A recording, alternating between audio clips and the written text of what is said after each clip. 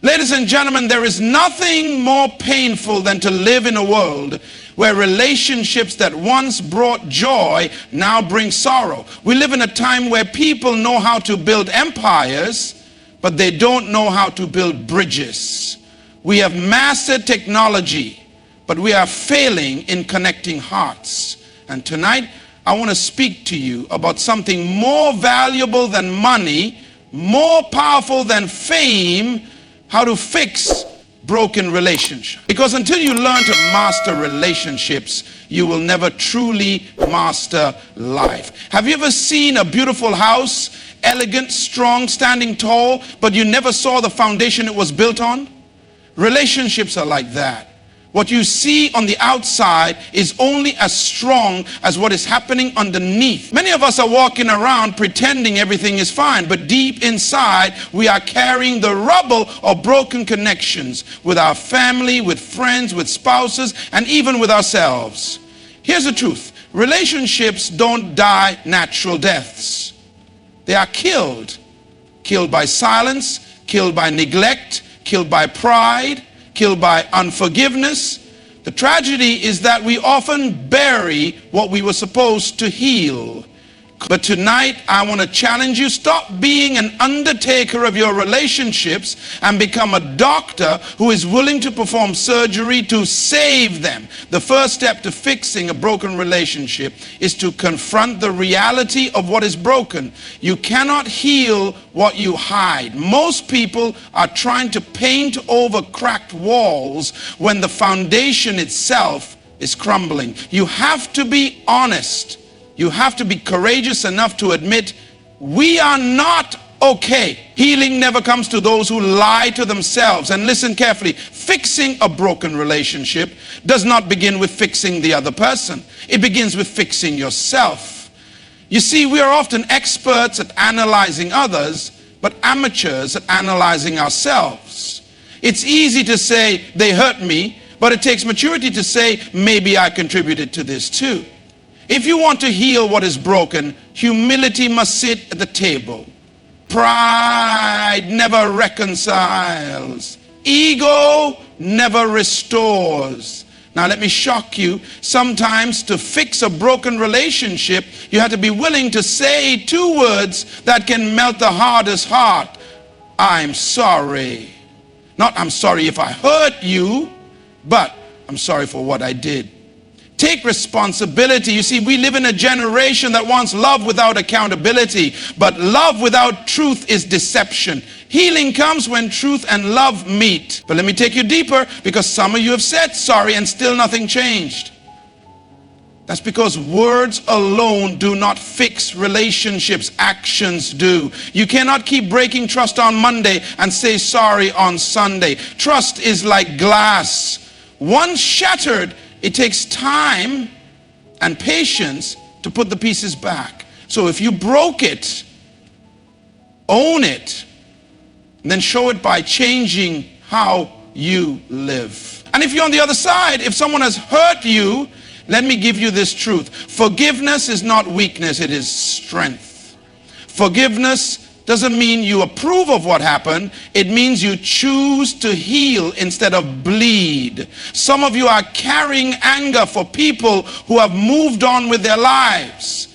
You're drinking poison and expecting them to die. Forgiveness is the medicine that sets you free. But here's where it gets real. Sometimes, even after all effort, the other person may not want to reconcile. You cannot force healing. You cannot make someone value you if they don't see your worth. In that case, fixing the relationship means fixing your heart so you can release them and keep your peace. I came to tell somebody tonight: broken relationships don't have to stay broken. Restoration is possible when humility, truth, love, and forgiveness come. So I challenge you: call that person, send that message, have that conversation, and if they won't meet you halfway, at least you can say I tried. Because in the end, the greatest tragedy is not that relationships break, it's that we didn't try to fix them. So as you walk out of here, don't just look rich, don't just look successful.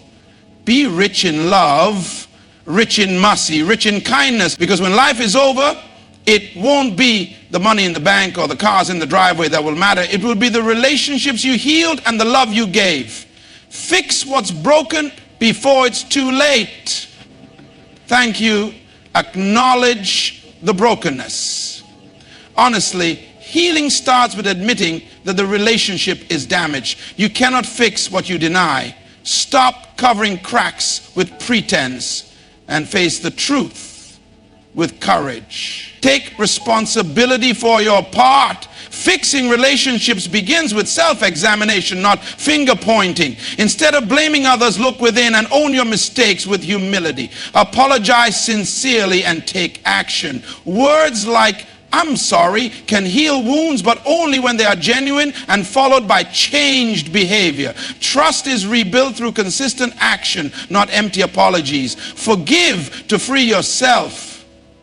Forgiveness is a gift you give yourself. Holding on to anger only hurts you, not the other person. Release bitterness to heal and move forward. Understand, you can't force reconciliation. Not every relationship will be restored. If the other person refuses to meet you halfway, fix your own heart and let them go in peace, knowing you did your part. Value love and relationships over pride. At the end of life, it's not possessions, but healed relationships and love given that will matter. Make relationships a priority before it's too late. Many people struggle with broken relationships because they refuse to admit that something is wrong. One of the biggest mistakes we make is pretending everything is fine when deep down we know there's a problem. Denial becomes a defense mechanism that allows us to avoid uncomfortable conversations, but the longer we avoid the truth, the worse the relationship becomes. You cannot heal what you hide, and you cannot fix what you are not willing to face. A broken relationship is like a wound. If you don't treat it, it gets infected. Some people walk around carrying years of pain, bitterness, and resentment simply because they never acknowledge the brokenness. Facing a broken relationship requires courage. It takes strength to say we are not okay or something is wrong between us. Many people think that ignoring a problem will make it go away, but time doesn't heal relationships. Action does. Time only gives space for the gap to widen if nothing is done. The truth is, every relationship faces challenges, but only those who are brave enough to confront the issues will experience healing and restoration. Sometimes we keep ourselves busy, distract our minds, and drown in work just to avoid thinking about who we've hurt or who has hurt us. But running from the truth never brings peace. Acknowledging brokenness also means being specific about what went wrong. It's not enough to say things are bad. You have to be willing to identify what caused the damage. Was it a betrayal of trust? Was it neglect? Was it harsh words spoken in anger? Being honest about the cause is the first step to finding the solution. Imagine a doctor trying to heal a patient without first diagnosing what's wrong. That would be impossible. The same is true for relationships.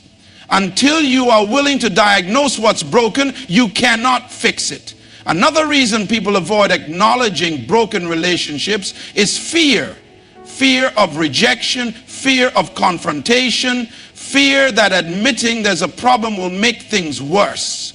But in reality, not talking about the problem is what makes things worse. Silence can kill relationships faster than fights. At least when people argue, they care enough to speak, but when they go silent, the relationship begins to die slowly. So the first key to fixing a broken relationship is not sweeping issues under the rug. It is pulling them into the light, being honest and admitting, yes, we are broken, but I am willing to work on this. When you acknowledge what's wrong, you open the door to healing. It's not weakness to admit brokenness. It's the beginning of strength. Healing starts where truth is embraced. One of the greatest obstacles to fixing broken relationships is the tendency to focus only on what the other person did wrong. We are quick to see how they hurt us, disappointed us, or failed us, but rarely do we pause to examine our own role in the breakdown. The truth is, no matter how wrong the other person may be, in most cases, both sides contribute something to the conflict, even if it's just through silence, neglect, or misunderstanding. Fixing a broken relationship requires maturity, and maturity begins when we stop blaming others and start taking responsibility for ourselves. It takes humility to admit that you might have played a part in the damage. Maybe you didn't speak up when something was bothering you. Maybe you reacted out of anger instead of patience. Maybe you failed to communicate clearly, or you withdrew emotionally when you should have engaged. Sometimes we cause pain not by what we do, but by what we fail to do. And if you want to rebuild a relationship, you have to be willing to ask yourself hard questions. Did I listen? Did I respond with love? Did I make them feel valued? Taking responsibility doesn't mean you are accepting all the blame. It simply means you are willing to own your part of the problem. This is a crucial step because relationships cannot heal in an atmosphere of pride and defensiveness. When both people are pointing fingers, nothing gets resolved. But when one person has the courage to say, I see where I went wrong, it creates a space for real dialogue, understanding, and healing. Responsibility opens the door to reconciliation. Many times people avoid taking responsibility because of ego. No one likes to admit they were wrong. But pride is a silent killer of relationships. It keeps people trapped in cycles of pain because they are too stubborn to say, I made a mistake. Taking responsibility is not a sign of weakness, it's a sign of strength and emotional intelligence. Strong people know that admitting faults does not diminish their value. It actually increases respect and trust. When you take responsibility for your actions, you give the other person a reason to believe that change is possible. It softens hearts and lowers defenses. Imagine someone who has been hurt by you, hearing you say, I realize now that I should have been more understanding. I didn't handle that situation well. I'm truly sorry. Those words have the power to begin repairing the damage because they reflect sincerity and self-awareness. Ultimately, fixing broken relationships starts from within. If you keep waiting for the other person to change first, you might wait forever. But when you decide to work on yourself, when you choose to own your actions, you begin to shift the atmosphere. Relationships are built on trust and respect, and both grow when people take responsibility for their words and behavior. So before you expect them to change, start with you. Apologizing is one of the most powerful tools to fix a broken relationship, but only when it is done sincerely and backed by real action. Many people think saying, I'm sorry, is enough to restore trust. But if those words are empty, they lose their meaning. An apology that is not followed by a change in behavior is like a promise written on water. It disappears as quickly as it was spoken. If you truly want to repair a damaged relationship, you must understand that words are only the beginning. Real healing comes when your actions prove that your apology is genuine. One of the reasons people struggle to apologize properly is because they focus on defending themselves instead of acknowledging the hurt they caused. A real apology is not about justifying your actions or explaining why you did what you did. It's about recognizing the pain you caused and taking full responsibility for it. When you say, I'm sorry if I hurt you, that is not a true apology, because it sounds like you are questioning whether the person should feel hurt. A sincere apology says, I'm sorry for hurting you. I know I caused pain and I take responsibility. That kind of apology reaches the heart. But more importantly, a genuine apology must be followed by visible effort to change. If you say, I'm sorry, but continue doing the same things that broke the relationship, your words become meaningless. Trust, once broken, cannot be repaired with words alone. It needs consistency over time. Imagine a bridge that has collapsed. You can't just say, sorry it fell. You have to rebuild it piece by piece with patience and effort. The same is true for relationships. Changing behavior means identifying what caused the hurt and being intentional about not repeating those actions. If you hurt someone by lying, then rebuilding trust means becoming a person of truth, being honest in every word and action. If you hurt someone by neglecting them, then rebuilding trust means showing up, being present, and making them feel valued. Trust is like a bank account. You have to keep making deposits through good actions to rebuild what was lost. People watch what you do more than what you say. You cannot expect someone to forgive and trust you if they keep seeing the same behaviors that caused the pain. If you apologize for being disrespectful but continue speaking harshly, your apology is empty. So fixing a broken relationship requires you to not only speak from your heart, but also to act from your heart. In the end, a real apology says, I value this relationship enough to change. It's a commitment, not just a confession. And when someone sees that you are serious about making things right, not just in words, but in action, healing can begin and trust can be restored. Forgiveness is one of the hardest but most necessary steps in fixing a broken relationship. Many people think that if they forgive someone, it means they are letting the person off the hook or saying that what happened was okay. But real forgiveness is not about approving the wrong done to you. It's about choosing to set yourself free from the burden of anger, pain, and resentment. Holding on to unforgiveness is like drinking poison and expecting the other person to die. It doesn't destroy them, it destroys you from the inside out. When you refuse to forgive, you chain yourself to the past. You keep replaying the hurtful moments in your mind, and each time you do, you feel the pain all over again. Some people live in constant emotional pain, not because of what happened, but because they refuse to let it go. Forgiveness is the key that unlocks the prison door and lets you walk free. It doesn't mean you forget what happened, but it means you choose not to let that hurt control your life any longer. One of the most powerful truths about forgiveness is that it's not a feeling, it's a decision. If you wait until you feel like forgiving, you may never do it, because pain and anger don't just disappear on their own. You have to decide to forgive even when it hurts. You have to choose to release the person from the debt you feel they owe you. Sometimes people say, I can't forgive but forgiveness is not for them, it's for you.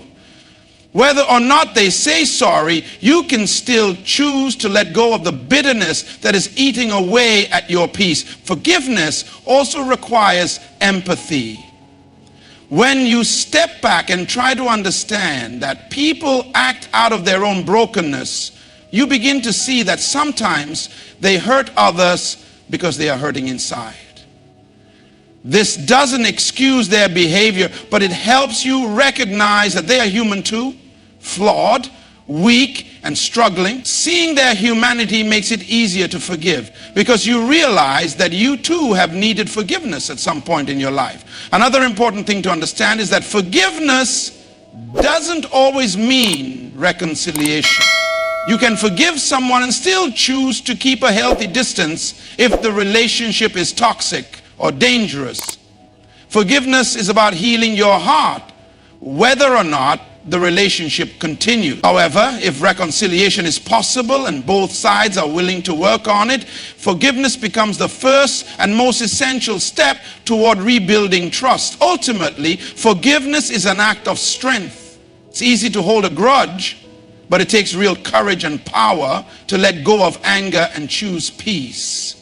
When you forgive, you are not saying that what they did was right. You are saying that you deserve to live free from the weight of that pain. Forgiveness is a gift you give yourself, and it opens the door for healing, restoration, and inner peace. One of the most difficult lessons in fixing broken relationships is realizing that no matter how much you try, you cannot force another person to reconcile with you. Healing a relationship takes effort from both sides. You can apologize, take responsibility, and forgive. But if the other person is not ready or willing to meet you halfway, the relationship may not be fully restored. This is a painful reality, but understanding it is crucial for your emotional well-being. Sometimes fixing a broken relationship means making peace with the fact that you've done all you can and letting go of the outcome. People often struggle with this because we naturally want closure. We want to hear the other person say, "I forgive you," or "I'm sorry too." But life doesn't always give us perfect endings. Sometimes people walk away without explanation. Sometimes they hold on to their anger or refuse to admit their part. And if you keep waiting for them to act before you move on, you will keep yourself trapped in frustration, sadness, and regret. You have to learn to release people, not because you don't care, but because holding on is hurting you more. It is important to understand that healing a relationship is a two-way street. You are responsible for your part, but you cannot control their response. You can't make someone value you, love you, or be willing to repair what's broken if they don't want to. That is their choice. But what you can do is make sure your heart is clean, that you have done what is right on your side. If you've apologized sincerely, taken responsibility, and forgiven them, you've already done the hard work. Whether they respond or not is no longer in your hands. Letting go of a relationship that won't heal does not make you weak. In fact, it takes great strength to walk away knowing you've done your best. Sometimes protecting your own peace means accepting that the relationship may not return to what it was. But that doesn't mean you're a failure. It simply means that every relationship has two people, and both must choose healing for restoration to happen. Also, when you let go, it doesn't mean you wish harm to the other person. You can release them in love, wishing them well, even from a distance. You can say in your heart, "I forgive you, I release you, and I choose peace." This kind of release frees you from bitterness and allows you to move forward without carrying the weight of a broken relationship on your back. In the end, fixing broken relationships is not always about getting back to how things used to be. Sometimes it's about healing yourself and finding peace, even if the other person never joins you in that process. Your responsibility is to love, to forgive, and to do what's right, and then to trust that life will take care of the rest. Many people spend their lives chasing success, money, status, and recognition, but they forget that in the end, what truly matters are the relationships they built and nurtured. When life comes to an end, no one wishes they had made more money or bought more cars. They wish they had loved deeper, forgiven faster, and held on to the people who mattered most. Broken relationships, if left unresolved, often become the deepest regrets people carry. That's why valuing love and relationships over pride is essential if you want to live a life of meaning and fulfillment. Pride is one of the greatest enemies of relationships. It keeps people from saying, "I'm sorry," when they know they are wrong. It prevents people from reaching out and making peace even when their heart is breaking. Pride says, "Let them come to me first." And as a result, years of silence and distance grow between people who once loved each other. Families are divided, marriages are destroyed, friendships are lost, not because of mistakes, but because of the refusal to humble oneself and rebuild what was broken. The truth is, love requires humility. It takes humility to admit you are wrong. It takes humility to forgive someone who has hurt you. And it takes humility to value a relationship enough to fight for it, even when it's easier to walk away. You cannot hold on to both pride and love. One will have to die for the other to live. If you choose pride, you may win the argument, but lose the person. If you choose love, you may have to humble yourself, but you will keep what truly matters. connection, trust, and peace. Sometimes people think being right is more important than being united. They hold on to winning the conflict, but in the process, they lose a relationship that could have brought them joy, support, and lifelong companionship. You have to ask yourself, is it more important to be right or to be in relationship? Most of the time, the relationship is worth more than the argument. Choosing to value love over pride means making the first move to reconcile, even if you feel the other person should do it. It means reaching out with kindness, speaking words of healing, and showing through action that the relationship is worth saving. It means forgiving without waiting for the other person to apologize perfectly. In the end, what people will remember about you is how you loved them, how you treated them, and whether you made them feel valued. Success, fame, and wealth will fade, but love leaves a legacy. So, fix what is broken while you still have time. Say the words you've been holding back. Take the steps you've been avoiding, because when you look back on life, it won't be the battles you won that will matter. It will be the relationships you healed and the love you gave free. In the end, fixing broken relationships is not just about restoring what was lost. It's about healing ourselves and choosing to live with peace, love, and freedom. Life is too short to carry the heavy burdens of anger, resentment, and regret. We must have the courage to face the brokenness honestly, take responsibility for our part, and offer sincere apologies backed by real change. We must forgive, not just for others, but for our own healing. And when reconciliation is not possible, we must learn to let go with grace, knowing we did our part. Above all, we must choose to value love over pride, because in the final moments of life, it won't be our titles, possessions, or victories that matter.